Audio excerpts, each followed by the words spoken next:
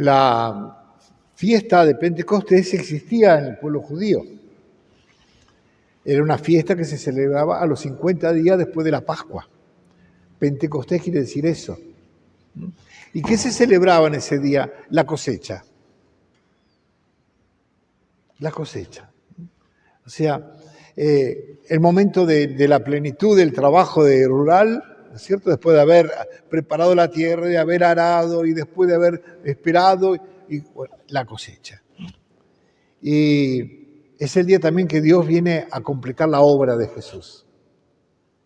Todo lo que hizo Jesús era para esto, para poder darnos el Espíritu Santo.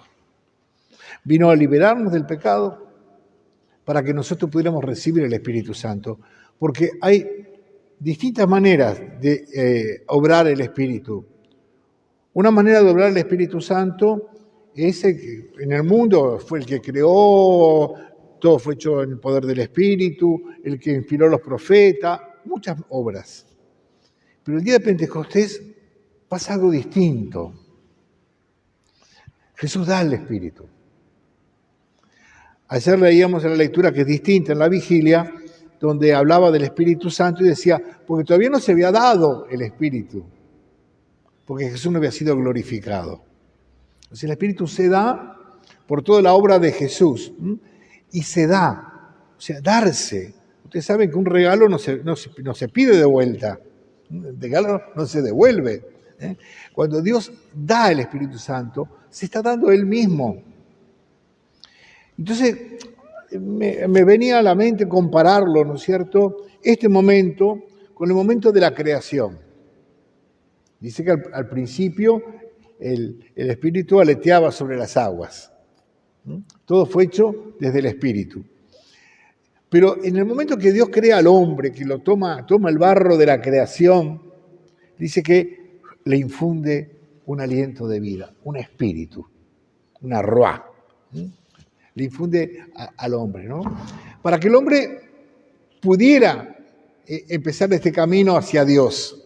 Pero fue interrumpido. Aparece el pecado. El pecado que frustra, pero no lo frustra a Dios. Dios sigue llevando adelante. Y ese amor de Dios que nos creó para Él, y Él es para nosotros. ¿Vieron? Cuando conocemos de una parejita que congenia perfecto, es uno para el otro, ¿no? Bueno, nosotros somos hechos para Dios y Dios es para nosotros, porque es así, es la perfección. Y se frustró. El pecado lo que hace es frustrar esto, ¿no? Y la obra de Cristo, que comienza desde la primera promesa de Dios en el Génesis, un descendiente de la mujer aplastará la cabeza del que los llevó a esto. Dios pondrá de nuevo todo en orden hasta el momento que Jesús dirá al Padre, todo se ha cumplido y entrega su Espíritu. Hasta ese momento, toda esa obra de Cristo, ¿no? Después viene la respuesta de Dios. Ahora sí, el camino se allanó, no solo para que nosotros vayamos a Dios, sino para que nosotros venga a nosotros. Dios venga a nosotros. El camino se allanó. Ahora Dios va a obrar de una manera nueva. Por la resurrección de Jesús, nos lo devuelve a Jesús. Nada más que ahora glorificado. Y Jesús sigue con esa devolución y nos da el Espíritu Santo. Recibir el Espíritu Santo es Dios en mí, Dios en nosotros. En el contexto de la iglesia y como miembro de la iglesia, puedo decir que el Espíritu Santo prolonga la encarnación. Dios que viene sobre la humanidad en la persona del Hijo, pero ahora con el Espíritu Santo la iglesia de alguna manera va a prolongar la encarnación del Hijo. Por eso tenemos los sacramentos. Por eso sabemos que donde dos o más estamos reunidos, ahí está el Señor. Porque Él nos ha consagrado y nos ha llenado. A veces nosotros vivimos todavía en el Antiguo Testamento. Lo imaginamos al Espíritu Santo como un auxiliar para momentos de peligro. O alguien que venga a iluminarme cuando estoy oscuro. No. Él vive en vos. Él está. Si hemos nacido por el Espíritu, San Pablo dirá, si hemos recibido el Espíritu, dejémonos conducir por el Espíritu, pero porque está en nosotros. Esta es la realidad de la vida del cristiano. Por eso, los papas, que poco a poco han ido abriendo este misterio cada vez más, con Pablo VI, llegó a decir Pablo VI, la Iglesia tiene que vivir un perenne Pentecostés.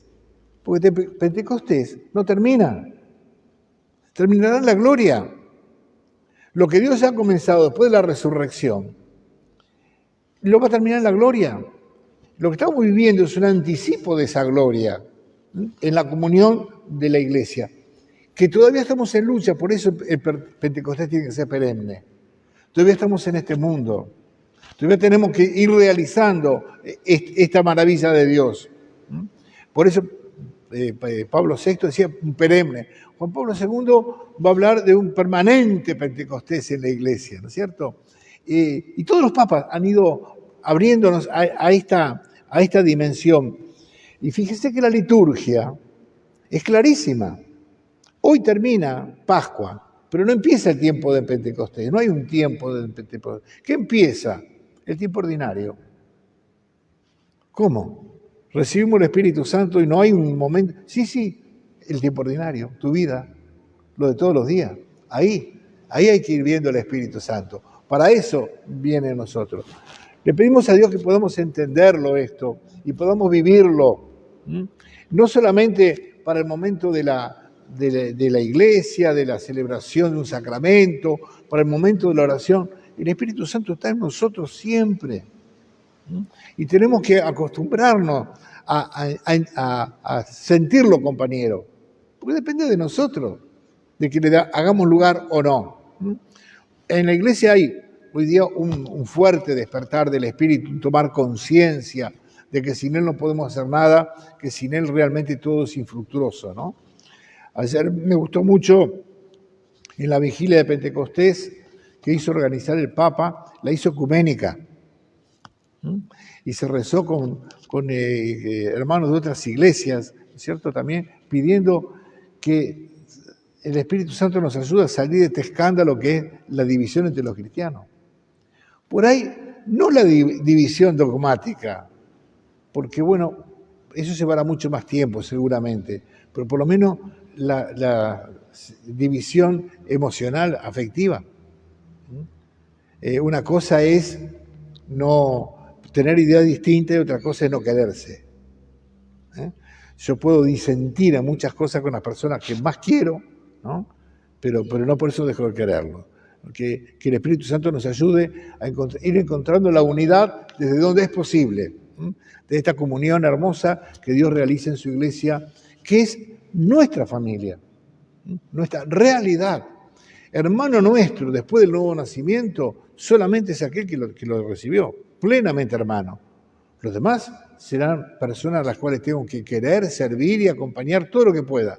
Pero el hermano que Dios me da es el hermano que también es templo del Espíritu. Y tenemos que aprender a estar unidos, a compartir y a caminar juntos.